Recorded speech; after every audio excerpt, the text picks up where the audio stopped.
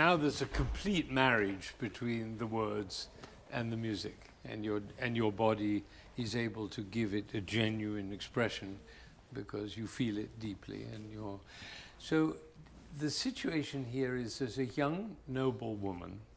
Do you know how old she is? Are you aware? Probably about 19. Exactly. She's a young girl, and she's made a terrible mistake.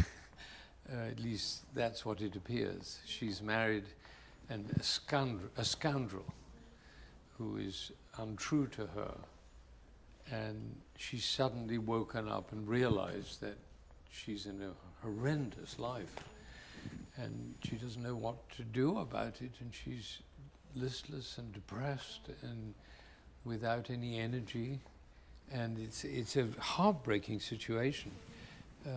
She's a passive sufferer at this point, and so somehow you have to get more of that feeling into it, and that's the character, the despair, and she's also completely self-regarding.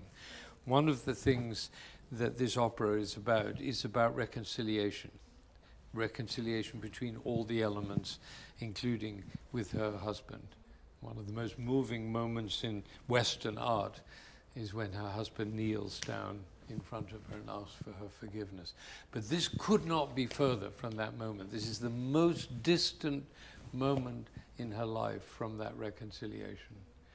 And so the sense of listlessness and despair has to be in your voice and in your body and in the tempo. Now, it's a very interesting thing about the tempo of this piece, because it's usually done the way you are doing it.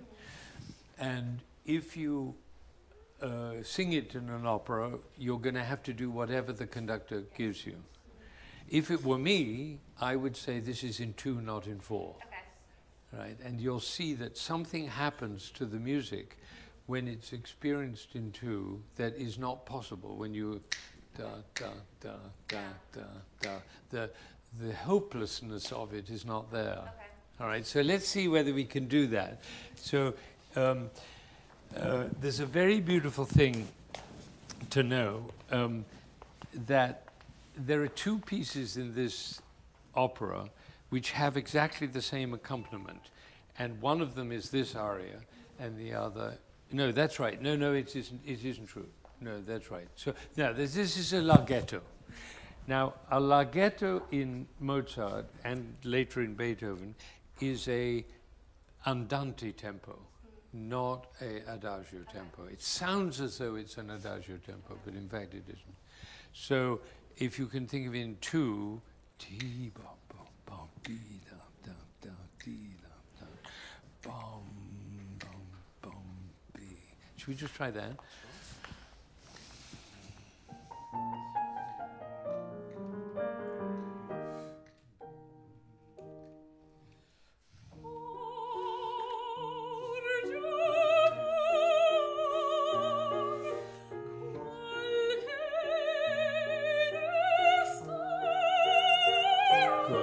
I would sing it softer and more innerlich, more inside, so that you get the absolute sadness of it. But the timing is right. Once again.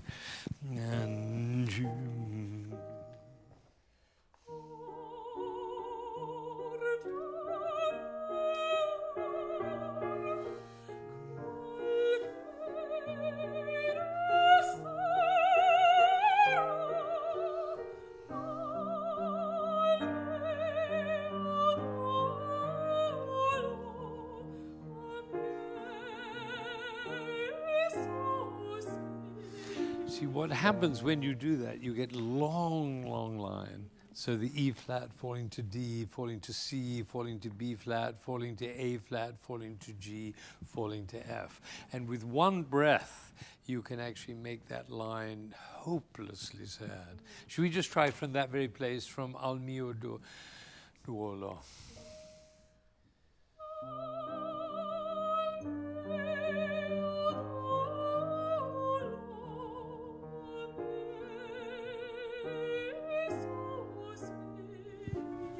Isn't that, that's a hopeless sound. You cannot get more hopeless than a scale coming down note by note by note by note by note by note. And it gives us that feeling of despair and hopelessness, which she's feeling.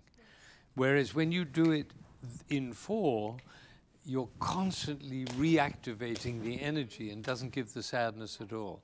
When you do the first phrase, Porgi, amor, the second bar is like a second beat in a 4-bar phrase. So, and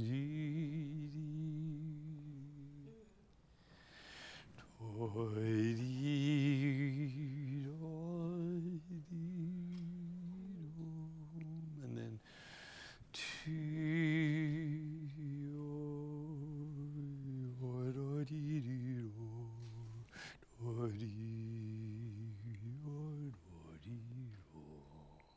forgive me, I don't sing, but you get the idea of the So we try that. 3 and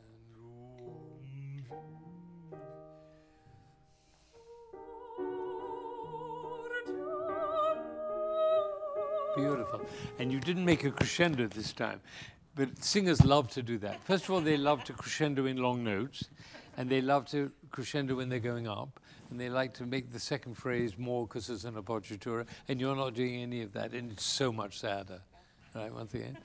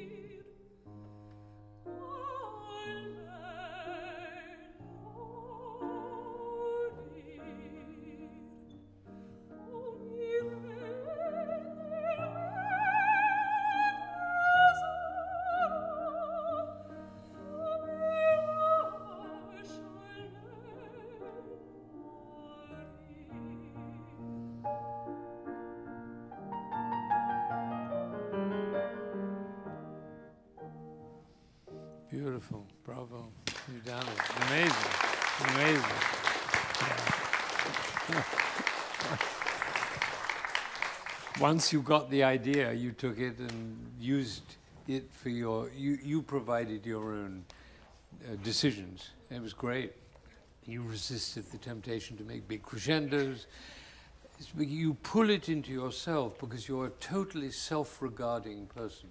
You haven't discovered the art of contribution yet, and you will, but it's far away from here. You're a self-absorbed teenager who's made a terrible mistake, and all you can experience is self-pity, admittedly very beautifully expressed, but but that's what it is. You're a troubled teenager. Beautiful. And doesn't it make a huge difference to be in 2? Because what happens when you do that is that actually the bars become beats, and it becomes about long lines. And when it's about long lines and the lines are falling, it expresses despair and sadness and listlessness much more expressively. For some reason, this is a piece that is almost always played too slowly. So the question is, when you do it, and you will do this in your career, you're gonna have a. We're all very excited because you're going to have a really wonderful career. People can't wait to hear you. This is very exciting. When you do this and the conductor takes it in 4, I believe you can now say, Maestro, I really believe this works better for me in 2. And he'll be very surprised. Usually you don't hear from the sopranos. But in this case, you can see the difference is just enormous in terms of the depth of feeling. Moreover, it's what he wrote. Right. Nowadays, conductors are getting more and more informed, and musicians generally are getting more and more informed, and we are more rarely. But you know, I just put out a Beethoven 9th, a recording of the Beethoven 9th, which restored Beethoven's intentions with the 9th Symphony, and it's an incredibly different piece than the one that you hear every day. And so I think it's really important for us to know, for instance, that a larghetto is the same as andante and not a largo tempo.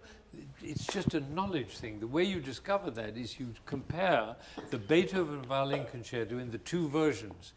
Beethoven wrote a version for violin, and then he wrote a version for piano, right? And the violin one is marked larghetto, and the piano one is marked andante, the same music, right? So it was clearly it was the same tempo. And if you realize that this is a larghetto and an andante, and it's in 2, it makes a whole difference, doesn't it? Yes. Could even go a little faster, but it's certainly that direction. Now, later on, she comes back and she's in the same mood, but something very dramatic happens. So let's see that one. This is Dove Sono, the Contessa's second aria.